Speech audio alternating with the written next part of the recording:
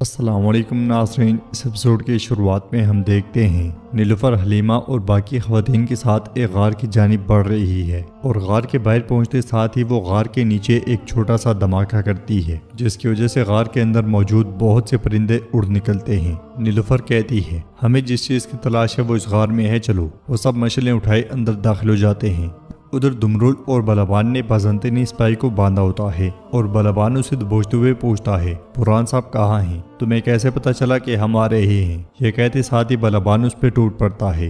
دوسری طرف اورحان بورسا کے سامنے کھڑا ہوتا ہے اور گہری نظروں سے بورسا کے چپے چپے کو دیکھتا ہے۔ پوری طرح سے ناکام ہو جانے کے باوجود اس کی نظریں ابھی بھی شکار کی تلاش میں ہوتی ہیں اور اس لمحے کو یاد کرتا ہے جب برہان نے اسے کہا تھا اورحان اگر اجازت ہو تو میں بورسا میں گھسنا چاہتا ہوں۔ اورحان نے کہا تھا برہان صاحب مجھے یہاں پہ آپ کی ضرورت ہے۔ یہ سننے کے بعد برہان نے کہا تھا سپاہی ابھی جوان ہیں، ایسے وقتوں میں انہیں ایسے خطرناک حالات میں ڈالنا مجھے ٹھیک نہیں لگ رہا، مجھے یہ فرض ادا کرنے دیں۔ اس خیال کو یاد کرنے کے بعد اورحان برہان کی وجہ سے بہت پریشان ہو جاتا ہے۔ اس لمحے کارا خلیل اس کے پاس آتا ہے تو وہ اسے پوچھتا ہے ہم نے انہیں ہمیں کیسے گات میں پھنسانے دیا خلیل؟ تو خلیل کہتا ہے شکست اور فتح دو قریبی بھائی ہیں، اگر تم ایک سے صلح نہیں کر سکتے تو دوسرے کے ساتھ نہیں رہ سکتے۔ جب ہم سکاریا کی مہم میں ایک گات کے دوران مایوس ہو گئے تھے، عثمان صاحب نے ہمیں ان لفظوں سے گڑھے سے بچایا تھا حضور وہ گڑھا آپ کے لیے بہت چھوٹا ہے، آپ نہ اس میں گر سکتے ہیں نہ اس میں سما سکتے ہیں۔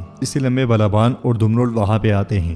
اورحان ان سے پوچھتا ہے کیا آپ کو پتا چلا کہ سرنگیں کہاں ہیں؟ تو بلابان کہتا ہے حضور وہ بھی نہیں جانتا، لیکن اس نے کہا ہے کہ سمندر کے راستے بورسا کے لیے ایک بڑی کھیپ آئے گی۔ اورحان کہتا ہے ہم نے تمام راستے بند کیے ہوئے ہیں، کہاں سے آئے گی؟ یہ کہتے ساتھ ہی اورحان سوچ میں پڑ جاتا ہے اور کچھ دیر سوچنے کے بعد وہاں سے نکل پڑتا ہے۔ ادھر غار میں نیلوفر خواتین سے کہتی ہے یہ سب جمع کر لو۔ یہ کہتے اور سنتے ساتھ ہی وہ سب کام میں لگ جاتی ہیں۔ حلیمہ کہتی ہے بھابھی اگر یہ کام میں نہ آئے تو نیلوفر کہتی ہے آئیں گے اور یہ بورسا کی فتح کے دوران ہماری فوج کو طاقت دیں گے۔ حلیمہ کہتی ہے پھر ہمیں اسے فوراً ڈھونڈ کر قرارگاہ لے جانا چاہیے، لیکن آپ شرما رہی ہیں، شاید آپ کو بھائی کی بہت یاد آ رہی ہے۔ تو نیلوفر کہتی ہے بہت زیادہ، تمہیں جب پیار ہوگا تو تم سمجھو گی۔ حلیمہ کہتی ہے نہیں مجھے اپنی تلوار سے محبت ہے، میں صرف آپ دونوں کو ملوانے کے لیے ساتھ دے رہی ہوں اور یقیناً آپ کو مجھ سے بہتر جٹھانی نہیں مل سکتی۔ نیلوفر کہتی ہے پاگل لڑکی، مجھے بالکل نہیں مل سکتی۔ ناظرین اس کے بعد ہم دیکھتے ہیں کہ قرارگاہ میں سپاہی اور سرداران کھانے کے میز پر بیٹھے ہوتے ہیں۔ شہنشاہ کھانا کھانا شروع کر دیتا ہے مگر باقی سب بہت غمگین ہوتے ہیں۔ یہ دیکھ کر شہنشاہ کہتا ہے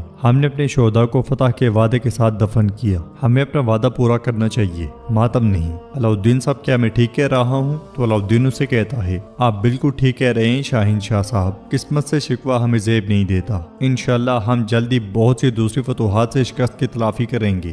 یہ سن کے سب انشاءاللہ کہتے ہیں۔ علاؤالدین مزید کہتا ہے تاہم ایک دھوکے باز سردار بہت سے دوسرے سرداران کی شان کو برباد کر سکتا ہے۔ مجھے بتائیں وہ بورا صاحب آپ کے قریبی لوگوں میں سے تھا نا؟ کیا آپ کو بالکل بھی محسوس نہیں ہوا؟ تو اوچی کہتا ہے ہم نے کبھی نہیں سوچا تھا کہ وہ ایسا کر سکتا ہے حضور۔ جواباً علاؤالدین کہتا ہے پھر آپ کو بھی وہ سوچنا چاہیے جو سروز سوچ سکتا ہے اوچی صاحب، ہم سب کی غلطی کو میرے بھائی پر ڈالنا ٹھیک نہیں ہے، ہم ایک ساتھ ہیں۔ تو شاہین شاہ کہتا ہے ہمارے لیے اعزاز ہے کہ ہم عظیم عثمان سردار کے بیٹے کے گرد متحد ہیں، کاش ان کے دونوں بیٹے یہاں ہوتے اور ہم سپاہیوں کے سامنے ایک ساتھ کھڑے ہو سکتے، کیا یہ بہتر نہیں ہوتا علاؤالدین صاحب؟ علاؤالدین کہتا ہے بھائی کے پاس کرنے کے لیے اہم کام ہے شاہین شاہ صاحب۔ شاہین شاہ کہتا ہے کیا وہ پھر اپنے طور پہ معاملہ حل کرنے کی کوشش کر رہا ہے جیسے انہوں نے برہان صاحب کو بورسا میں جاسوسی کے لیے بھیجا جبکہ بہت سے دوسرے سپاہی یہ کر سکتے تھے؟ چلے ہمیں تو چھوڑیں، آپ تو ان کے بھائی ہیں، انہوں نے آپ کی بھی رائے نہیں پوچھی، کیا ایسی نہ اتفاقی پیدا کرنا مناسب ہے؟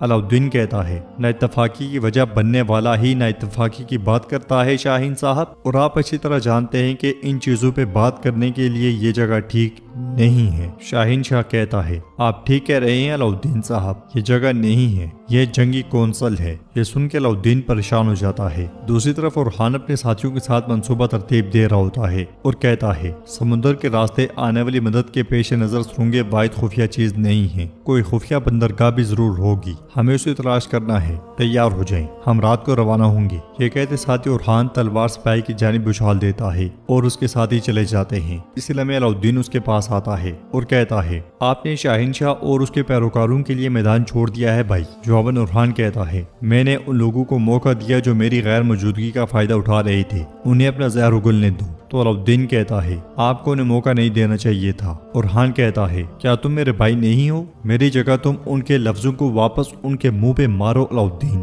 अलाउद्दीन कहता है ये कहना आसान है। देखो भाई, शाहीन शाह शिकस्त का फायदा उठाकर जंगी कोलसन जमा करना चाहता है। वो सदरान के सामने आपको जलील करने और उनका भरोसा जीतने की कोशिश कर रहा है। शिकस्त का इस्तेमाल करके आपको तनहा छोड़ने की कोशिश कर रहा है। भाई उन्हें ऐसा मत करने दे। उरहान उसे कहता है मेरे लिए मेरा भाई काफी है। ये कहते साथ ही वो तीर नक्शे में दे मारता है। उधर नीलुफर वापस कबीले जा पहुंचती है और सिपाहियों से कहती है जल्दी करो, सब उतारो। वहां पहुंचने वाली मनून खातून गुस्से से कहती है कबीले में इतने कामों के होते हुए तुम लोग कहाँ थे? हलीमा कहती है क्या हम अपना काम मुकम्मल किए बगैर जा सकते थे वालिदा? नीलुफर कहती है हमने जाने से पहले ही गाड़ियों को लादने शुरू कर दिया था। और गोंचा कहती है हमने भी इलाज का सामान तैयार कर दिया है। जब खाने तैयार हो जाएंगे तो हम एक साथ कारगर रवाना होंगे। मगर मनून खातून कहती है कोई कह ही नहीं जाएगा। नीलुफर कहती है उरहान साहब हमारे इंतजार में होंगे। मनून खातून कहती है मैंने कहा तुम नहीं जाओगी, तुम ये रहोगी। हलीमा बोलते हुए कहती है लेकिन भाभी।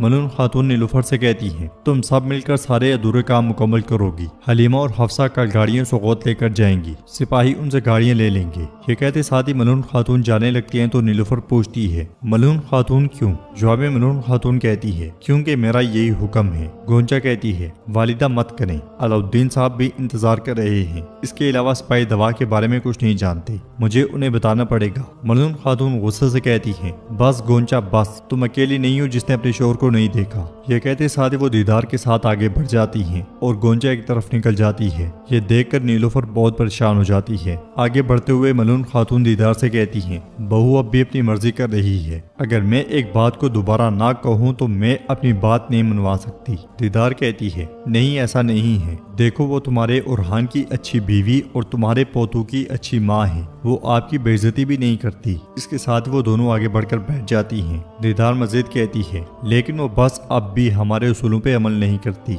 आखिरकार वो हम में से नहीं है, वो बसंतनी महलों में पली बड़ी है। मनून खातून कहती है वो दूसरी लड़कियों पर भी ज्यादा असरअंदाज हो रही है, उनके लिए बहुत पहले ही वक्त हो चुका है। वो दोनों कहती हैं कि वो अपनी भाभी की तरह प्यार में पड़ने से पहले शादी नहीं करेंगी और गोंचा उसकी वजह से अपने ही रास्ते पर चल पड़ी है। ये बहू हर चीज के पीछे है। तो दीदार कहती है गोंचा के पास पहले ही काफी मसाइल है मनून खातून, जब आप भी उस पर गुस्सा करती हैं तो वो लड़की बहुत दिल बर्दाश्ता हो जाती है। मनून खातून कहती है ये मसला हम सबको मुतासिर करता है खातून, वो एक सरदार के बच्चे को बेटा नहीं दे पा रही और अलाउद्दीन उसकी वजह से किसी दूसरी खातून से शादी नहीं करना चाहता। बस बहुत हो गया है, हर कोई देखेगा कि इस कबीले में किसकी बात अहम है, हर कोई अपनी हद जानेगा। फातिमा भी जल्दी पहाड़ों से आ जाएगी, मैं इस मसले को मजीद नहीं बढ़ाऊंगी, मैं उसकी और हलीमा की जल्दी शादी करवाऊंगी, अलाउद्दीन की भी। दीदार खातून मुझे इस बारे में तुम्हारी मदद चाहिए। अलाउद्दीन की नस्ल को जारी रखने के लिए एक मुनासिब दुल्हन को तलाश करो। इसलिए में खातून मलून खातून से कहती है। मलून खातून उस्मान साहब सौगौत के लिए रवाना होंगे।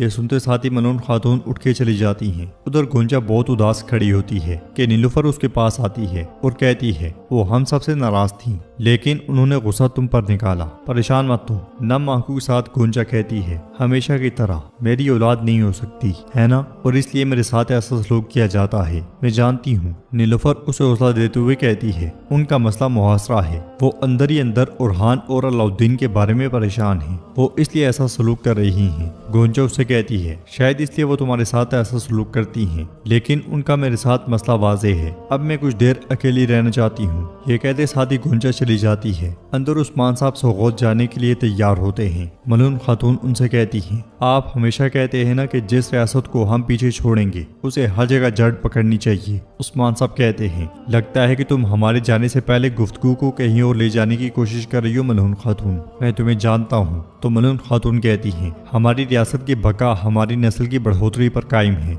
इस मामले में सिर्फ उरहान ने ही हमें खुश किया है। अब वक्त आ गया है कि हमारे दूसरे बच्चे भी ऐसे शरीके हयात चुने जो हमें पोते पोतियां दें, हलीमा और फातिमा और अलाउद्दीन के लिए भी। उस्मान साहब कहते हैं जबकि कह रही हो कि वक्त हो गया है तो फिर आसानी हो। ये कहते साथ ही उस्मान साहब खेमे से बाहर आते हैं। उनका घोड़ा तैयार होता है और लोग खेमे के बाहर जमा होते हैं। वो पुरजोश अंदाज में उस्मान साहब को सलाम पेश करते हैं। सलाम का जवाब देने के बाद उस्मान साहब घोड़े पर सवार हो जाते हैं और कहते हैं मैं आज सौगौत का दौरा करूंगा, लेकिन मैं जानता हूँ और मैं देख रहा हूँ کہ میرے ارحان کی بدولت اگلی بار میں بورسا کا دورہ کروں گا۔ اس لیے میں جیرکتائی گھوڑا دوڑاتا قبیلے میں داخل ہوتا ہے۔ وہ اپنا گھوڑا عثمان صاحب کے گھوڑے کے ساتھ لا جوڑتا ہے اور کہتا ہے ہمیں بورسا سے خبر ملی ہے ارحان صاحب پر بورسا کے داخلی دروازے پر گھات لگا کر حملہ کیا گیا، ہمارے بہت شہید ہیں۔ یہ سن کے سب بہت پریشان ہو جاتے ہیں۔ نیلوفر کہتی ہے اے میرے اللہ ارحان کی حفاظت فرما۔ جیرکتائی مزید کہتا ہے ارحان صاحب اور علاؤالدین صاحب بالکل ٹھیک ہیں،